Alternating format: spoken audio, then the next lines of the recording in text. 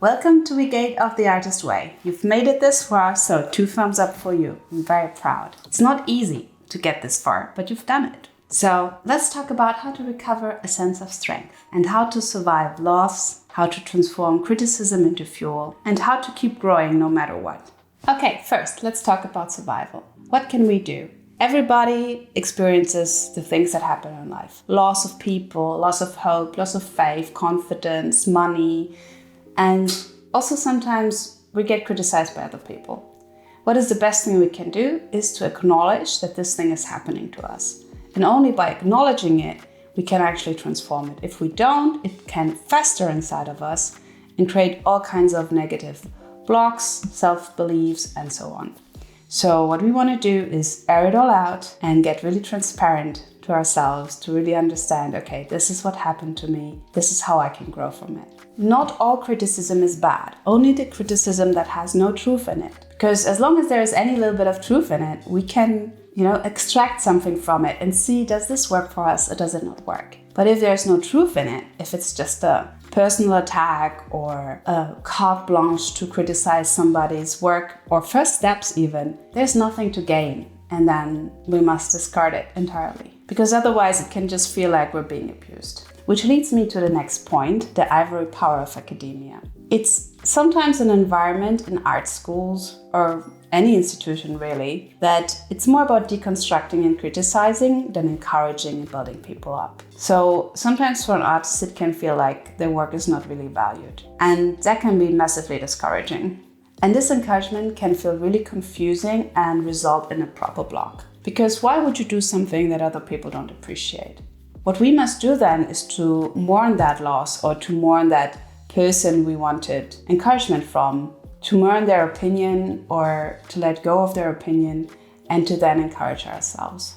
Other people might have a different taste, they may have a different opinion, and sometimes, especially in art, people pretend there's some kind of objective measurement to see if somebody's work is really good or not. But it turns out the more experience I have, in my opinion, that's bullshit. It's all in the eye of the beholder. Which is why intentionally controlling your sense of self-worth and your sense of artistic worth is so crucial. Because there will be 100 opinions from just 20 people. But yours is the one that matters if you want to evolve. So what can we do when actually we lose something? We lose a connection, we lose a pitch, or something like that. Well, the best thing we can do is to metabolize this pain as energy. In case of the pitch, the best way is to go out and do the work anyway and see where it leads you. Julia gives an example where one of her films was rejected. And this film was actually what she felt she needed to do. She needed to finish this project. And then from this project, she actually got her breakthrough. So she had to go through it herself, make it kind of a low budget version. Doesn't matter, it's her work and she followed through with it despite other people not believing in it. And that's what matters. There is a strong sense of self that comes from you believing in the quality of your own work, also in the evolving quality of your work, and just keep going. It's on us to support our own artist when we're faced with loss. If we don't do it because nobody told us that we actually could, then it can result over time in a sense of demotivation. And it's really interesting because sometimes we might feel like we're too old to do something. But the truth is, whether we learn the thing or we don't learn the thing, we will still have the same time passing. Whether you learn the thing or not, you will still be the age you're at. So you might as well just learn. And it's really interesting because we encourage young people to just keep dreaming and to follow their dreams and to learn whatever needs to be learned to get there. But at some point, society stops encouraging people. So let me encourage you to do that thing that really lights you up. And what's really interesting, Julia, for example, at 35, she started film school again. And then later she taught film school. And because she came from a very different place than the people that were 15 years younger that also studied with her, her work was really vastly different. Isn't that interesting? So there's always the ego that, continues to lie and to say, oh, you can't do this, you shouldn't do this, it's a waste of time. But there's no such thing as time as a construct, really. Moment, moment, moment, moment. And it's on us to see what are we doing with this actual moment. So just keep going and allow yourself the activity, allow yourself to learn. And that's actually what I'm also doing right now. So we can all just grow together. And what I really like is Julia's concept. It's called filling the form, where she focuses on just the next step.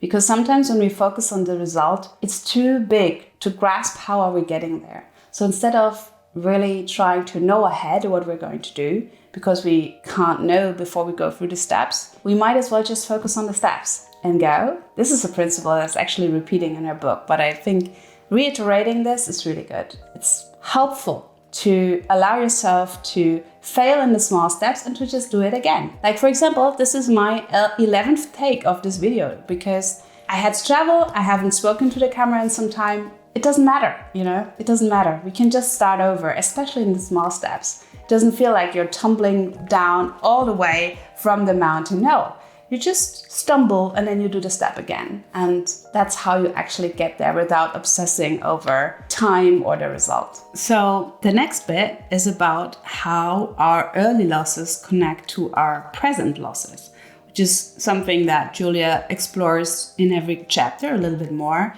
with filling out the blanks in a sentence. So the following questions are aimed at helping you retrieve and decipher your own conditioning. Some of them may seem not to apply. Write about whatever they trigger for you. As a kid, my dad thought my art was, that made me feel. I remember one time when I felt very about that. I never forgot it. So you get the idea. It's a very, very long exercise. It's over 20 sentences. So I would just encourage you to borrow the book or buy the book and go through them. Even if you don't think it applies to you, the stories we create about ourselves are created from the past. So it's in the illusion of time created by the ego.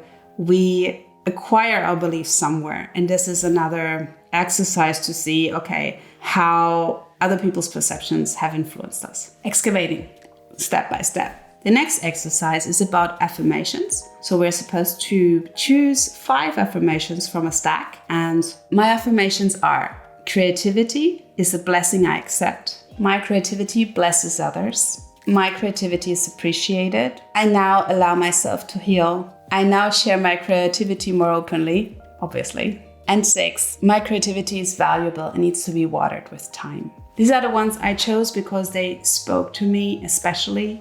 This idea of I don't have time has been blocking me since my 20s. And I know it's completely ironic, but it's the truth. So this one needs to go.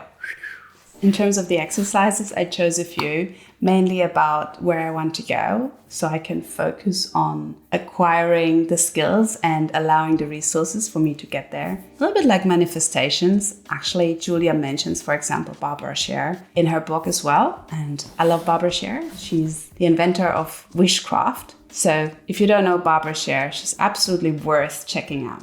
And I will attach the exercises in the pinned comment below. My artist date was in London, and for the first time in 10 years, I had the opportunity to really talk to a makeup artist about the colors that would suit me. And I picked a few, and it was so much fun. She told me how her grandmother was a painter, and when she became a makeup artist, that she was a little bit misunderstanding of her granddaughter's passion for makeup. But the granddaughter and I, so the makeup artist and I, we agreed that actually painting and makeup have a lot in common. There's something you want to express that you want to bring across. And you can do that by using different colors. So as you know, I'm excited about colors. So I bought myself a few, and these were actually also my birthday gift. So this